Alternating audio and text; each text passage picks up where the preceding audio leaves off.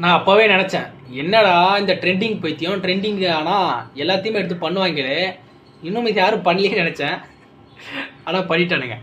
நம்ம வந்து ஏற்கனவே பார்த்துருந்தோம், ஒரு அமெரிக்காவில் வந்து 2 காதல் ஜோடிகள் வந்து பெரிய உயரமான டவர் மேலே ஏறி அங்கே நின்று ஃபோர்ஸ்லாம் கொடுத்து ப்ரொப்போஸ் பண்ணதெல்லாம் நம்ம பார்த்தோம். சரி அது அப்படியே முடிஞ்சிரும் அப்படின்னு பார்த்தா, நீங்கள் தான் ஏறுவீங்களா நானும் ஏறுவேன்னு சொல்லிட்டு நம்ம இந்தியாவில் உள்ள வட மாநிலத்தில் ஒரு 2 காதல் ஜோடிகள் ஏறியிருக்காங்க. ஆனால் அவங்களால தொட முடிஞ்சுதான் பார்த்தா அது அது ஒரு சின்னதும் சொல்ல முடியாது, கிட்டத்தட்ட அதுவும் ஒரு நம்ம வழக்கமாக நம்ம கிராமப்புறங்கள்லாம் இருக்கும்ல, இந்த லென்த்தா டவர்கள், அந்த மாதிரி டவர் மேலே ஏறியிருக்காங்க.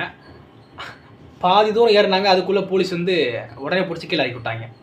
இதில் என்ன ஒரு சோகம்னா, அவங்களால அந்த சிகரத்தை தொட முடியல. ஆனால் அந்த சிகரத்தை தான் தொட முடியல. ஆனால் கண்டிப்பாக வீட்டில் போயிட்டு சரியான அடி வாங்கியிருப்பாங்க. என்ன சொல்கிறேன், உங்களோட காதல் முக்கியம்னா அது இதழ் ரீதியாக காட்டாதீங்கப்பா, வேறு ஏதாவது காட்டுங்கப்பா. ஏன்ப்பா அப்படி பண்ணுறீங்க?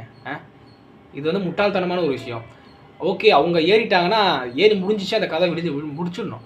நம்ம ஏறி நமக்கு ஏதாவது ஒன்று ஆச்சுன்னா வச்சுக்கலாம், என்ன ஆகுறது? இது பழி யார் மேலே விழுனா காதல் மேலே தான் விழும்.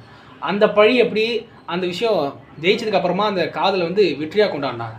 ஆனால் இந்த விஷயம் உங்களுக்கு தோத்துடுச்சுன்னா ஒட்டுமொத்தமான அந்த காதலோட மனமும் தோல்வி அடைஞ்சிடும். இதனால் காதலர்களுக்கும் ஒரு பெரும் பக்கமாயிடும்.